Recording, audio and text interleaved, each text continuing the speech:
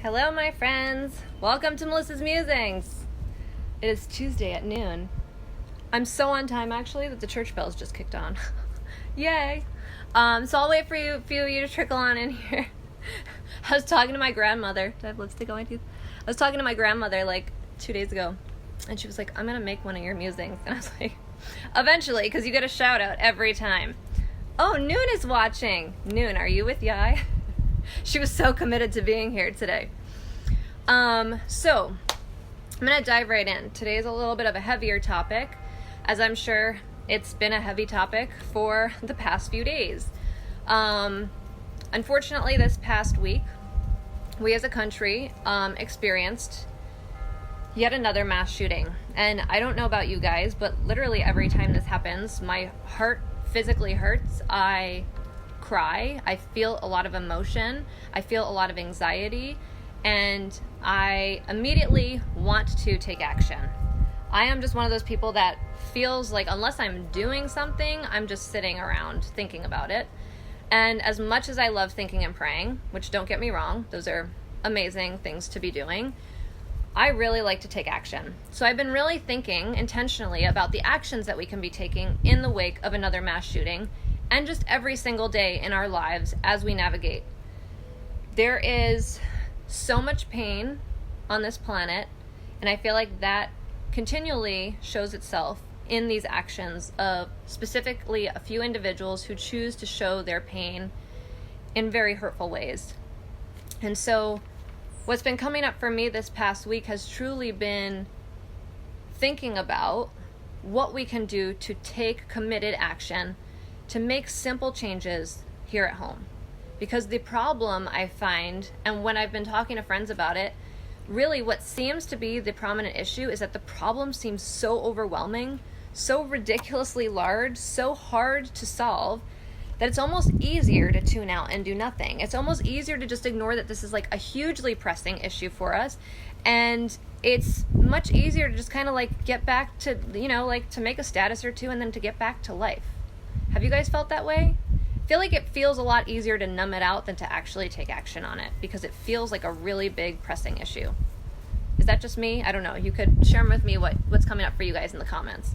But ultimately, it's really kind of instilled in me a new fire and a new fervor to take action here in whatever capacity I'm able to. So the first one, I think, is education. I've really been trying to keep an open mind and committed to keeping an open mind in educating myself on both sides of the argument.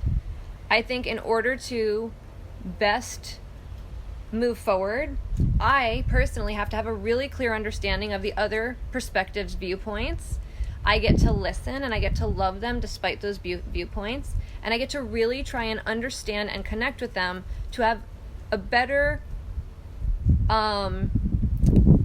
just a better understanding of where they're coming from. Because I ultimately think, for example, to give you an example of how I'm doing this in my own personal life, I'm actually reaching out to people in my family, getting times on the calendar to connect with them, and we're having very open yet very difficult conversations about their beliefs and viewpoints. They don't agree with me in terms of they're not the viewpoints that I share in terms of politicalness or religiousness. But what's really interesting is I feel like the underlying basis, we both want the same thing. We both want love. We both want connection. We don't want any more shootings. We don't want any more hate. So ultimately, the deepest, darkest, the deepest seed down inside of us both want the same thing. However, we have ridiculously different viewpoints on how to result in achieving that aspect, right? Peace, let's just say. So I have felt like it's my personal responsibility to connect with the people in my family and in my sphere to have these really difficult conversations. And so I've connected with my mom, I've connected with my dad, and this morning, for example, I had a really great conversation with my dad that was extremely difficult. I'm not gonna lie to you guys, I took 20 minutes after to cry with myself and to really care for myself and take some time to just kind of process what my dad and I had talked about. But I feel like it's really important for me to educate myself on their viewpoints and their understandings, because if I at any point want to try and enroll them in my belief system, I have to have a really clear understanding as to what theirs looks like. So I feel as though it's my responsibility to connect with those individuals and see what they stand for, why they support the people in power politically and in our country right now, what resonates with them and the messages that those people are delivering. I want to understand. I want to comprehend and have an understanding as to, where the support for certain individuals is coming from, where the certain support for rules and regulations and laws that we have in place comes from. I want to understand them as human beings. So that's my first point, education. And educating yourself really in all aspects. I have been really open to reading multiple articles from both sides of the coin. I've been really committed to reading both, Democrat and Republican sides of this story. I've been really committed to reading things like the El Paso Killer's Manifesto, to understand his motivation, to understand the conscious choices that he made, to have a better understanding. I think it's really important that we as a whole, on an individual basis, are taking the time, the energy, and the mental cognizance to really understand what the fuck is going on. Because unless we do, and unless we have an understanding of the other side's viewpoints and where they're coming from, this divide is going to continue to just get bigger and bigger and bigger. Absolutely, Dustin. So Dustin just shared, and he said, understanding others is the only way to speak their language. You can't just yell your viewpoint at someone in a different language and expect them to understand. 100%. Like, I need to have an understanding of where my parents are coming from in order for us to connect on our differences. Like, I absolutely need to hear them out. I need to love them despite our differences. So that's the big thing for me. The next thing has been connection. I have been making really conscious efforts to connect with people that I wouldn't normally connect with.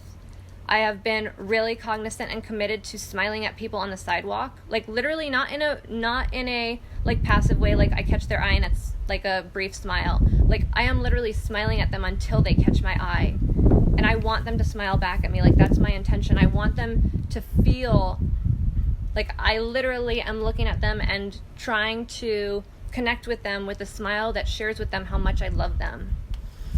I'm going out of my way when I'm checking out at the food store to appreciate and acknowledge the person that checks me out. I am acknowledging the mothers that I see in the food store struggling with their children. I am making it a point to acknowledge anybody that I can in an effort to spread my love, because I feel like that's my responsibility, right? If I don't like what's happening in the hateful world that we are living in, I get to spread ripples of love. That's all there is to it. So, love and acknowledgements. An outpouring of love can literally change somebody's life. I don't know what somebody's going through. I literally have no idea. After coaching something like Ascension Leadership Academy, the leadership program that John and I coached and both attended, it will never blow my mind the evilness that's in this world. I literally could not have mentally comprehended half of the shit I heard in those training rooms from people's experiences, the things that they've been through, the hurts that they've experienced. The magnitude and the horrificness of some of those stories, like, hurts me to the core of my being. It brings up emotion for me, because I didn't even have the perception and the mental capacity to understand the evil that's in this planet. So, my commitment and what I'm doing to combat that is to spread my love. It's to acknowledge the people that I'm coming across. It's to take action and to, like, literally, and it's uncomfortable. Don't get me wrong, like, this is not comfortable for me. I have been going up to random people, like people that I know and people that I don't, to appreciate them for the time that they put in. And not just in regards to me, like, literally the other day I was at a food store, and the lady, she just looked really stressed. Like, she, had worry lines around her eyes. Like, she was at the food store checkout counter. Like, that's not a very glorious job, right? She's on her feet for probably 8 hours a day. And I took a moment, I was like, how was your day? And she was like, it's all right. And I, like, looked her in the eye, and I literally touched her on the hand. And I was like, I so appreciate what you're doing. Like, thank you so much for being here to check out my groceries, because if it was not for you, this would not be as pleasurable experience for me. Like, I really appreciate you being on your feet. I appreciate you being cheery. Like, thank you for the service that you're providing to me. And like, she literally looked back at me with tears in her eyes.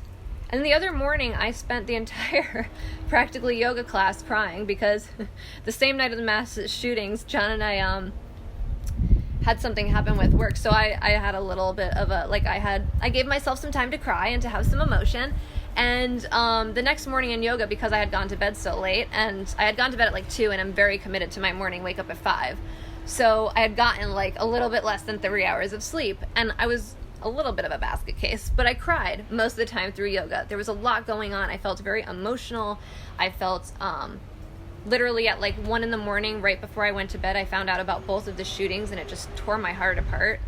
And after the yoga class, I literally went up to the owner of the yoga class. She's not the one who taught. She actually practiced next to me. She was doing her own yoga practice. And I went up to her and I said, I'm sure people don't thank you enough, but I can only imagine the hard work and the effort that it takes to keep this place going.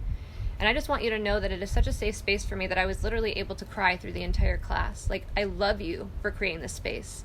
I thank you for creating this space. And before I was done even pouring my love onto her, she was weeping and I was weeping. And I don't know what kind of day she was having, but something as small as that 2 minutes of gratitude that I expressed, could have changed her day. It could have potentially changed her trajectory. I have been in some tough situations myself where the kindness of others have literally been what's gotten me through. Therese is watching right now. Sorry, I got a phone call. It's so weird. I have it on airplane mode and I still got a phone call. Like, is that for real? Why? Why is that happening? Therese, one of my best friends, is watching right now. She grew up with me. I relied on Therese so much for her kindness and support when my dad left. I literally remember multiple times just crying to her on the phone, just calling and crying. That's what I needed. And that's what she was able to support me in. And even now, like, she is so supportive when I have a tough conversation with my dad. Like, literally this morning I texted her, I was like, ooh, I just had a really tough conversation with my dad. Literally not a 30 minutes later, we were talking about it in person, face to face, like, about the emotion that had come up for me, how difficult it was, the commitments I was making moving forward, all of that stuff. But like, Therese literally at times in my life has changed the trajectory of my life. I have been in such states that, people go through shit. And so it's really that commitment that we have to have for each other. It's that commitment that we have to have for love and for kindness that is going to disrupt this ridiculous pattern that we keep experiencing. But until we're ready to really take ownership of that, like, can you imagine if every single person on the planet today made a conscious choice to be kind to 10 to 20 people today? Can you imagine the ripple and the effect that would have on this planet? I mean, it would be next level. It would be insanity on a completely different level. So what if you were able to make those commitments to yourself? A certain amount of people that you wanted to touch in a certain day, or a certain amount of connection calls you wanted to make, or maybe you just want to donate your time and that's how you want to connect with people. Whatever it looks like, what commitments can you make to spreading ripples of love? And a few things came up for me this week. If it's to be, it's up to me. If it is to be, it is up to me. I can't take responsibility for what the president is doing or for what the people in power are doing. That's not my problem and that's not my responsibility. But my responsibility is me. So, you know what? When we are 100% responsible, we open ourselves up to 100% of what's possible. So for me, I'm taking full ownership. I know that I don't spread love as much as I could. That's a damn fact. I don't spread love every single place I go. But how fulfilling would that be? Because literally every time I've poured love on anyone in the last week, it's come back to me in tenfold. It's not an energy suck. It immediately makes me feel better. It immediately fills me up. There is, I honestly haven't done very much research on this, but Therese, actually, speaking of Therese, she posted something on her Facebook today of an 11-year-old in El Paso who is committing to and challenging everyone to do 22 good deeds for the 22 people who lost their lives. I challenge you 22 is a real easy number. You can literally hit that today should you want to. You could commit to 22 every fucking day. But I encourage you to shout that out. Make a commitment. Tell people what you're committed to. What are you committed to? Tell me right here on the wall. Tell me right here in the comments. What is it that you are committed to changing in your behaviors, taking 100% of responsibility for what's happening on this planet and in this world? And where might you not be speaking up?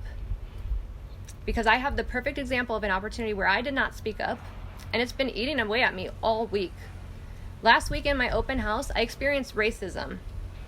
Straight up racism, and I was so taken aback and so anxious and so uncomfortable that I didn't open up the mouth that I have been so gifted to have on this face.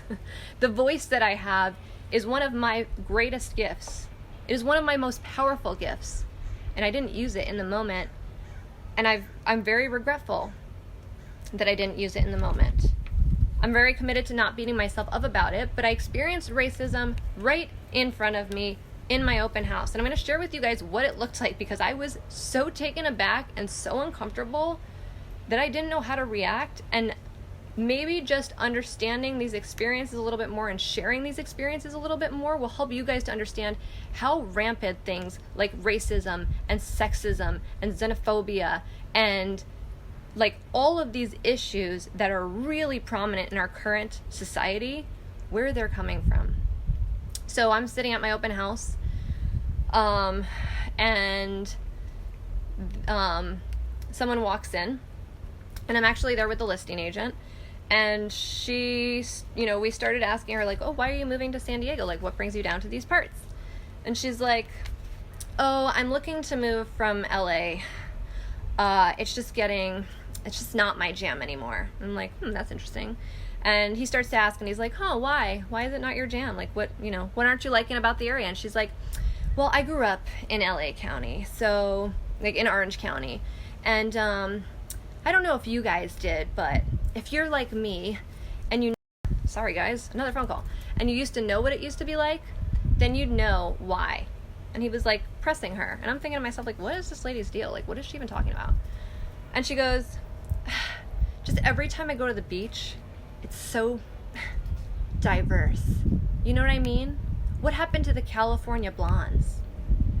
And so right away I was like, oh, I'm sorry, I don't know what you mean. And right before I could even get that out of my mouth, because I was like, I'm not even going to entertain this conversation. Like, this lady's ridiculous. The listing agent shockingly jumped in and started talking about basically commiserating with her, agreeing with her, talking about how the fact that now there's diversity on the beach makes them no longer want to live there. And I am so I'm so shamed to admit that I was so busy picking my jaw up off the floor as to what I was even witnessing, that I didn't even know what to say. I couldn't even verbalize what was coming up for me. And I feel really terrible about not saying anything now in hindsight, because now in reflection I'm like, how was I not, what the fuck are you talking about? What? No, diversity is what makes this nation beautiful. What are you talking about? But I was so taken aback because I hadn't ever experienced a liberal California type beach chick who would seem to totally support the same things I do. She was holding an expensive bag or whatever. For someone to come in and so blatantly have a disregard, she even had made a comment there's just no sense of community anymore. And literally the listing agent at this point, her and the listing agent are just going at it, and I'm just off in the background. I literally was so uncomfortable that I asked John to come back to the open house, because honestly, I was so overwhelmed and I became so anxious at what I was witnessing that I just simply did not know how to react. But what now I have understood in the lesson that I've learned is that my biggest choice and my biggest opportunity is my voice. I could have potentially, shared my viewpoints and how different they were than theirs. How beautiful I feel my life is because of the diversity that's in it. I want all of you who watch me to know that there is literally should you need anything, there is no color, nor race, nor sexual preference, nor religious, like, literally none of that shit matters. If you're a fucking human being, I'm sorry, are we not on the same page? Like, we literally shared the same basis of DNA, so I'm confused. So that's really what I implore all of us to take action in. I really encourage us to take action in the really small areas of home. I encourage you to connect with the people in your family and your sphere who share different viewpoints than you, to have an understanding of where they're coming from, so that you can better understand their side of the story, so you can better understand where they are coming from. I really encourage you to connect, to like spread little seeds of goodness. It is not hard to spread little seeds of goodness everywhere you go. You can be a peach everywhere you go. You can spread little ripples of love to the cashier at the checkout counter, to the guy at the gas station, to literally the person who's passing you on the street. It takes this much of effort. It's going to be uncomfortable because it's going to put you out of your comfort zone. I will be the first to admit that in this age that we live in of internet and being hidden behind our cell phone screens, while we're more connected than we've ever been, I feel like we are the most disconnected populace we've ever experienced. Connect, understand, listen to the neighbor that you might be hating on because they've got a Trump sign or a different supporter sign in their yard. Listen to them.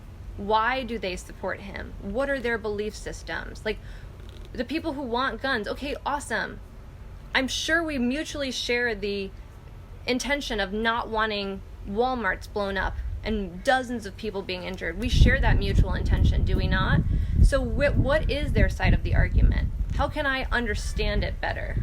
And so that's what I encourage all of you. We can be taking action every single day, exactly where we are right now. I love you guys. I hope this message resonated. If you need anything, please reach out. Like, sincerely, know that I am here. It does not matter your race or your color or your sexual precedence or sexual preference or your presidents or who you support as president. Literally, like, I love you as a human being. You deserve to be alive. You are destined for greatness. And if you feel as hopeless and as pained as the shooters have, please reach out to someone. There are people in your life who want to help you with those thoughts and feelings. I promise you, because I do. I would hope to God that anyone in my life who is experiencing that much pain would reach out to me for support. Because I promise you, I will show up with my pajamas and a bowl of popcorn. I am the best when it comes to, like, the cheer up. I love you guys, and I hope you have a fabulous day. It's a beautiful day to be alive.